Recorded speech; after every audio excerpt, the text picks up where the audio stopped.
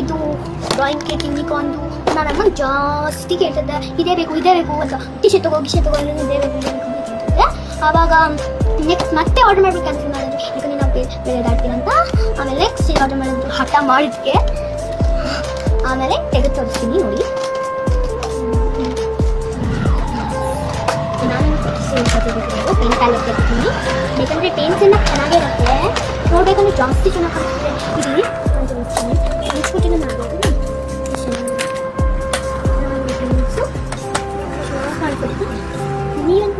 ನೀವಂತೂ ಟ್ರೈ ಮಾಡಲೇಬೇಕು. ಇದನ್ನ ಎಷ್ಟು ಚೆನ್ನಾಗಿ ನೀವು ನೋಡೋಕ್ಕಿಂತ ನಿಮ್ಮ ಕಣ್ಣು ಮುಂದೆ ನೋಡ್ಬೇಕು, ಅವಾಗ ಚೆನ್ನಾಗಿ ಕಾಣಿಸುತ್ತೆ. ಎಷ್ಟು ಚೆನ್ನಾಗಿದೆ ಏನಾದ್ರು ಮಾಡ್ಬೋದು, ಆದರೆ ಇದು ಮಾತ್ರ ಒಂದು ಸ್ವಲ್ಪ